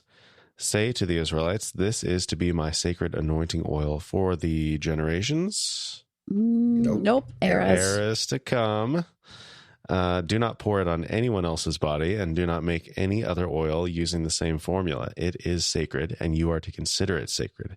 Whoever makes perfume like it and puts it on anyone other than a priest must be cut off from their people. Ooh, all right. We have a lot of unique stuff here. First of all, that bit at the end, cut off from his people. That is the first time that phrase has appeared in this whole dialogue or monologue, I guess, monologue on the Mishkan. So that's interesting. We've talked a lot about people dying, but not people being cut off. It's a first mention from the flood story, by the way. Get it? Yeah. Continue. There's another thing that sticks out to me, which is that the I'm looking at the wrong page. So again, we have this oil being made. It's being smeared on everything in the tabernacle, priests included, and that sanctifies them. And again, we bump up into this problem that we kind of came across in the last episode, which was what actually makes things holy. Because first we're told the priests have to wear the clothes so they're holy, and then we're told, oh, it's actually them going through doing all these sacrifices and rituals that makes them holy. And then God ends and says, well, actually, it's my presence that's making everything holy. And now we have oil, and that's what's making it holy. Like, at this point, it's even weirder because, like, well, you already covered this, God. You told us that it was actually your presence doing it. So why are we running around with this oil now if we know it's already holy just because of your presence? It's a little bit confusing. Why bring this up now? And then there's a very interesting phrase that I feel like in the English it kind of glosses over, which is that the oil will be holy for me throughout the eras to come. That, to me, is a really interesting passage. The rabbis mentioned that this phrasing that it's holy for me or to me is like indicating that this, like, not even Moses is supposed to be like, oh, well, I can use it. Like, no, it belongs to God exclusively. And what's also interesting is right after that says, on the flesh of Adam, it shall not be poured. And that word there for poured, Yisach, is only used here in the entire Torah. Like, oh, wow. I triple checked. Gesenius mentions it in his note. Only used here in the entire Torah. I don't know enough Hebrew to know what that means. I don't even think I'm not even sure if it's used again in Tanakh. Like, I think this is the one time it's used. So, unfortunately, not a lot of other context to triangulate it with. But it's also interesting because in this same chapter, they do put it on the flesh of a person. Right. They put it on Aaron and his children. Oh, maybe it's talking about the like middling space between humanity and divinity. If it's holy to God, it's not supposed to go on something fully. Am I doing your stuff here? Not supposed to go on something that's fully dirt after you've been made holy, after, we've engaged heaven and earth together. That's when it's okay to put it on. Yes, exactly. And I think this kind of brings up the question, like, maybe are the priests considered like something more than human? Not quite. I don't know. I think you could dig into that and come up with some interesting things. No other usage in Tanakh either. This is the one and only. The one and only. So what is it you're not supposed to do with this oil? I don't exactly know. Pouring it. This translation says smearing it. I don't know. Where else is it, Elle? In feminine form, it's part of the story of Abraham, Okay. which I've been noting, ding, ding, ding, ding, ding, all the way down, and practicing self-restraint. I would like everyone to know, like Keturah, right, is going to come up in the story of Abraham. So anyway, I think there's another layer of parallelisms that we can do at a completely different time. Oh my gosh. Oh, my man. Now my brain's yanking on its leash. It wants to track that down. Okay. That's insane. We're going to finish, and we're going to finish strong. I believe in us. We've got this. We can narrow it down. This is really good. Okay. So yeah, we have this big question of why is this specific thing? Why does it belong to God? What is that meant? Why is this distinction being created?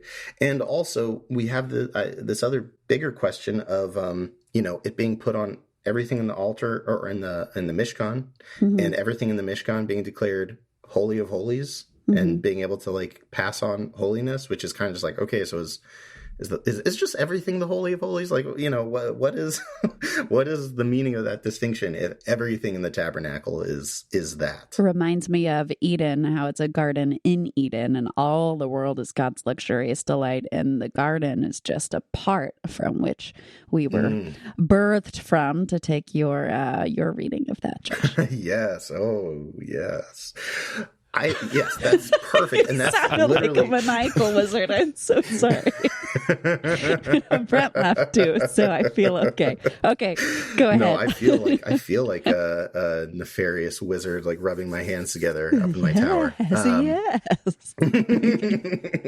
I love it. Yeah, we cannot get started on Genesis 3, my Lord. So here's what I'm feeling when I look at this, which is, first of all, this is something that belongs to God. It goes over the entire tabernacle, establishes all of it as holiest of holies. To me, this is Tselem. It's God's image, right? And very specifically, are we ever allowed to recreate God's image? No, it is God's, and we have it, and it's in us, but we can't pour it on anything. We can't add it to anything human, because the human already has the image, and to put more on it is sacrilegious, as it says here.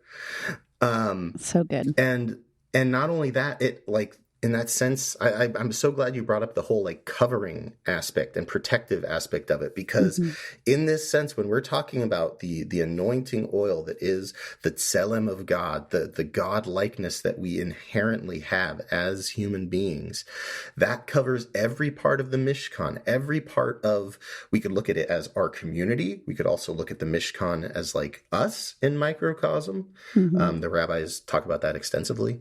Right. And so does it's Paul. Like so does Paul, exactly. The whole body, and man, yeah, the body really has that image, right? The body is the whole of our community, but it's also us as individuals. That is entirely called by God, holy of holies, capable of just by touch making other things holy. And yes, it is all holiest of holies to God's eyes. And that right. I was so excited because the way that you made that distinction with the Gan Eden, where it's like all of the earth is Eden to God, but we got part of it. It's the same here to us. Like all parts of us, our lives, our community, all of that is holy. We may only be able to see a part of that, but God sees all of it as holiest of holies. Even though we make these distinctions, say, "Oh, this part, the deepest part in," for to put it in, modern parlance, our heads, that's where I am. That's where I live. That's the holiest part. Stub my toe, whatever, who cares? Right. And God's like, nope, the whole thing. Yeah. It reminds me of Ezekiel and the picture of the kingdom there. And it talks about the river, and the river, when it touches the unclean parts of the water, it makes that part clean. And I think that's a flip for those of us who are raised in a don't go to the movies and don't listen to the Beatles because they're bad. Corrupt you. It's the opposite. And it's so Jesus. It's like, okay, yeah, right. Like sin is powerful compared to you, but compared to the kingdom is that much stronger than sin. So, don't worry about it. Sin's not as much of a problem Just anymore. stop sinning, though. He does say still stop. Yes. And I think that's the difference between the Adam of dirt and the Adam that is, God's tselem. Man, yeah, and we could keep talking about that. We'll get into the practical side of this in a second. So let's finish it out and talk about this incense, which we have a hanging thread from the very beginning of this Mishkan piece about the Tamid offering, this secondary rhythm of,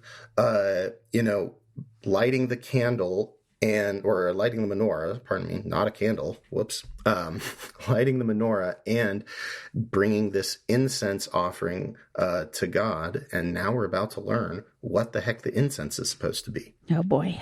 So, Brent, take us home. Verse 34, then the Lord said to Moshe, take fragrant spices, gum, resin, onycha, and galbanum, and pure frankincense, all in equal amounts, and make a fragrant blend of incense, the work of a perfumer. It is to be salted and pure and sacred. Grind some of it to powder and place it in front of the ark of the covenant law in the tent of meeting, where I will meet with you. It shall be most holy to you. Do not make any incense with this formula for yourselves. Consider it holy to the Lord. Whoever makes incense like it to enjoy its fragrance must be cut off from their people. And that is the end of the chapter and the end of what we're going to be talking about today. So this incense, we might hear a lot of the similar language. We have the repetition of being cut off from your people. We have the similar prohibition to not make it for your own purposes or to do other things with it.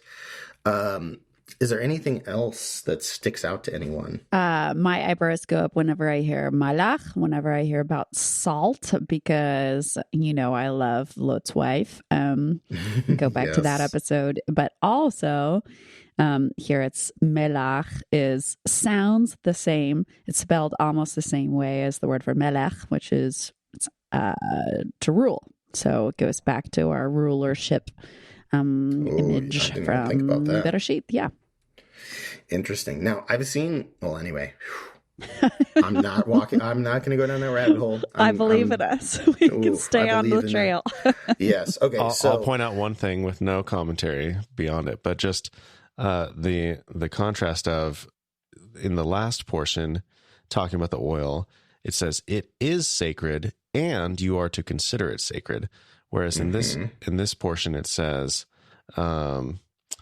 it shall be most holy to you. Consider it holy to the Lord. But it doesn't say that it is holy or sacred. Oh, interesting.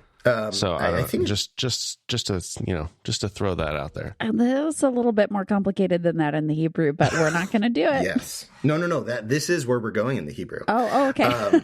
This is the thing to me that I think is interesting. It says, don't make it for yourselves. Holy it will be for you for Adonai. Right. Like that is very different from how it was phrased in the previous chapter. Before, God said, that's mine, so it's holy and you should relate to it as if it's holy. Right. Here, it's very, very different. Don't make it for yourselves. It will be holy for you, for me. Right. That is a much stranger dynamic. Now, Elle, feel free to yank my leash if this is stretching the boundaries of the grammar. Just like the resin. Okay. So I think, yes. So, if we're following along with day 6, I think it's pretty obvious, if the oil is the tselem, to me, that means, okay, the incense, this has got to be that demut, that likeness. So what's going on here? This likeness, God doesn't say it belongs to God, which I think is interesting, first of all, but this little relationship of holiness is that we're not supposed to make it for ourselves, specifically not so that we can smell it. And it's supposed to be holy for us to God. Like the way in which it's holy to us is for God's sake. We keep God's likeness holy for the sake of God. And think about this practically.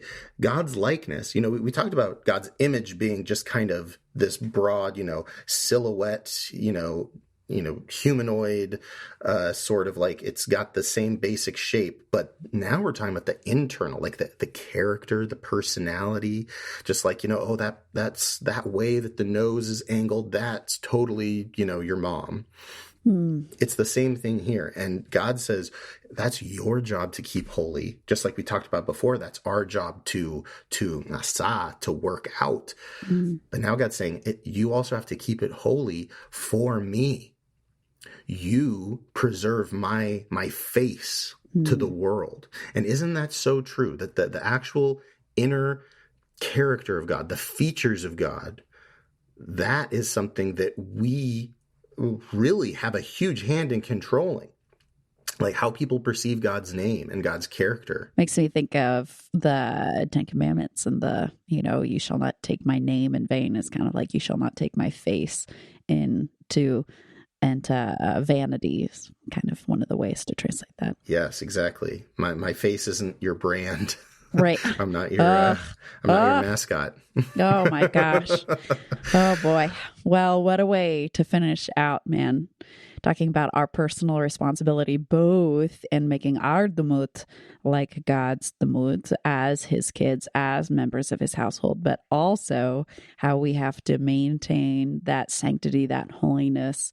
And that's up to us to do well. And it gets better too, because this incense, it says, it uses that same word we talked about earlier of betrothal that's translated as meeting. It uses that same thing here. The incense is for that moment. God's saying like us pursuing that likeness is like exactly the same as us meeting God. And God is trusting us to preserve what we see in those moments and let that be our face when we go out into the world. And the one thing I want to back up, the parallel we see between these two, between Tselem and Demut, is that both, if we are not faithful with them, we are cut off. We're not being threatened with death. We're saying you are not part of the family if you mess with God's image and God's likeness. That is the thing where, God's draws a line. Yeah, that's a line that's drawn. Yeah, and back to that treading down versus drawing out. That's a moment that the foot comes down, y'all. Oof. So now we back way up, and I want to think about this in incarnational terms. How do we actually do this? So first, let's, we're going to kind of, this episode is kind of a little weird because it's a bit of a circle. And I'm going to bring us now back to that golden altar that is us, as is the entire Mishkan, and the tamid that is brought on the golden altar, that we are not just called to consider repentance and change every day, but internally we are called to have an internal rhythm of meeting God, of considering God's face, God's features, and being willing to meet God and look at that face and those features and be transformed in a different way, not with external behaviors like we see outside the tent, but inside. In short, how do we become more Christ-like? How do we become more like God? But it's important for us to know that is as much that inverse side of it, not transformation to like adhere to a standard or to avoid, cycles of hurt and suffering. That's very important. But deeper down, what God considers even more sacred is this regular rhythm alongside that of how do I work at that demut, that likeness? How do I look in order so people see like an actual familial resemblance? Like right. Exactly what you said earlier, Elle. Like we're not just having that rulership. Gosh, there I go again. I think it is a word. It is a word, yeah. I confirm. For the sigh of relief. I don't know why. Yeah, podcasting messes with your brain. It's almost as if there's a couple of people listening that makes you feel a little bit different about your words. Exactly. That internal, like, trying to become like God, trying to meet God. We are invited to transform in that way as well, and to see that as a constant rhythm that we return to twice a day. The same as, God invites us to repent. We are also invited to be rooted in our identity with God, but also at the same time, I'm not sure if it was Elle who said this earlier or Brent, but walking that line between challenge and like confrontation. Or actually, wait, no, I'm sorry. I'm remembering a conversation I had with someone about a sermon. Really crossing the streams. I think yeah. Oh my goodness. My takeaway, I think, that I'm going to drive home thinking about is pretty along that line of the distinction between the incense practice and the sacrifice practice. And sometimes I know when I'm cramming in time to do my disciplines while I have a toddler and a 4-month-old, it's about like, okay, if I don't do this, my day is going to go way worse. So I got to align myself with the Lord here, do my things, which I've got to stack, and it's kind of more from that, not atonement in terms of theology. I'm not talking about that, but it's from more of a sin perspective of like, if I don't do this, I'm going to get weighed down by stuff that I don't need weighing me down, versus the invitation and talking about incense is it's just like, yes, those things help me not to get bogged down in whatever is popping up for me. But it also is a time that I'm invited into just for being, just for drawing closer to the Creator so that I look more like Him. And it doesn't have to do with any of the sin that might pop up during the day. So great reminder for me. And I think too with that, it's like, like not only are we like that invitation also, I think comes with an assurance, like just like it's freeing to know like, hey, you can show up and you can change at any time. That's not necessarily pressure as much as it is invitation. Like if that cycle of suffering has worn you down and you are ready to step out of it, everything is prepared for you to make that change. And I think this is even more challenging in that it's like it has an element of transcendence. Like at any moment, you could see part of the face of God and transcend all that stuff that's going on around you and find something that is both like higher than you, above you, but also incarnated in that moment, and that isn't out of place in our day-to-day lives. That is just as much, that kind of transcendent transformation is just as much a part of our daily rhythm as the need to bring justice and be aware of how cycles of suffering around us might be going, or like you said, just being good stewards of our time, which, man, that's an ironic thing to say on this podcast. Here's the other thing I want to remind us of, though, is the center of the Mishkan piece that we just read, right? The census and the basin of you only have a piece of it. And this process only works when it is being washed over with community. Like this can happen anytime, anywhere, but those rhythms of transformation and seeing the face of God, you have to be willing to see that everywhere, literally everywhere, in the people, in the raw community, the things that you look at and you say, oh, that's trashy, that's not really deep. Like look for God everywhere. That there is always incense, and if you can smell it, go after it. Yeah, that is the presence of God. Big Corinthians energy there. Yes, and fragrance too with of that, Christ. That's where I think the anointing oil comes in, because this isn't just true with our broader community, but also our own bodies, our own selves. We often treat bodies as like something we do trample down. And as much as I think like fasting is not just an acceptable, but a really good spiritual practice, sometimes it's a little easier for us to be in that trampling mindset when we think of what is spiritual. And God's Tselem and God's Demut are not things that oppose each other and disagree. And so I think that we have to be aware that, like, as much as we need to wash our understanding of how God's like inner being will transcend and transform us, that can happen like with a random person on the sidewalk. It can happen through a secular person as much as a person of faith or a person of a different faith. Because it's all holy. It's all Eden. Exactly. Similarly, your own body, like it like folks, it could happen while you're on the toilet.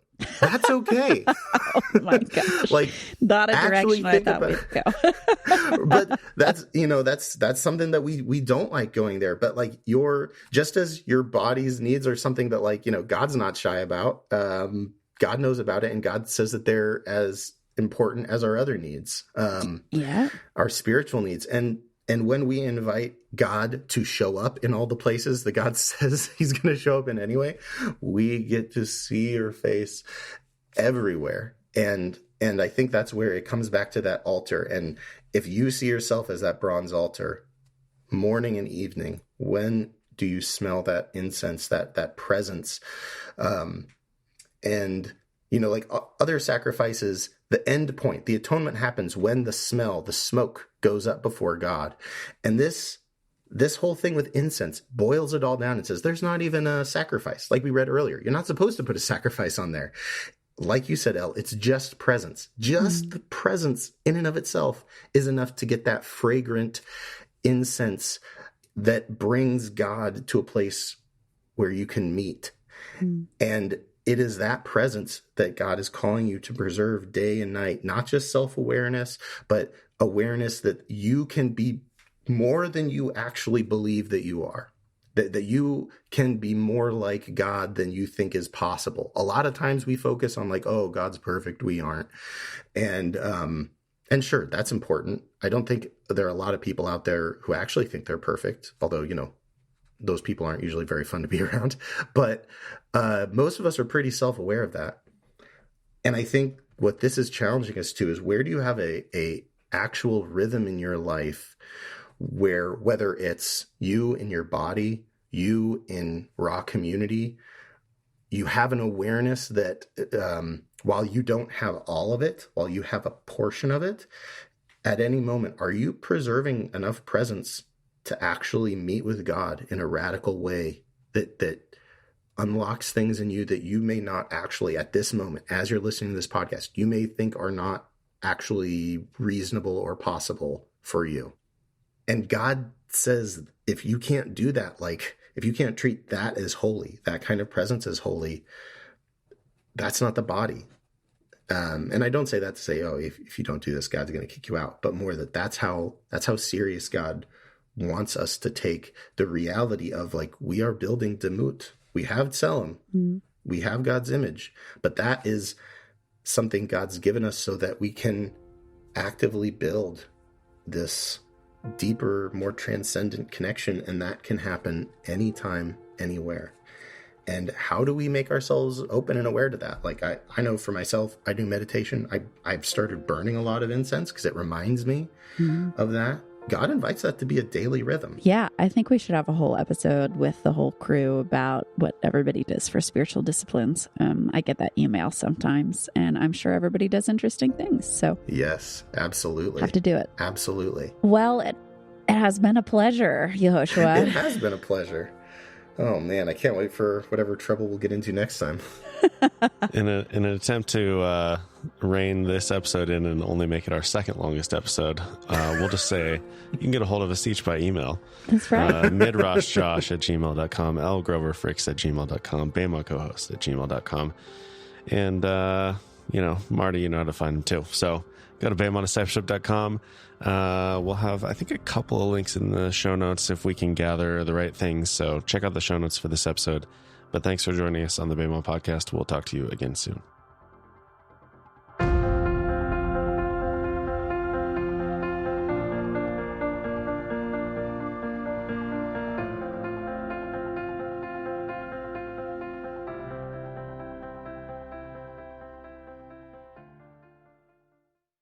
And let's probably be honest here, over the course of this episode, somebody probably did have to go to the bathroom. So hopefully they can appreciate the holiness of that moment. Oh, I guess God made us that way for a reason. Okay.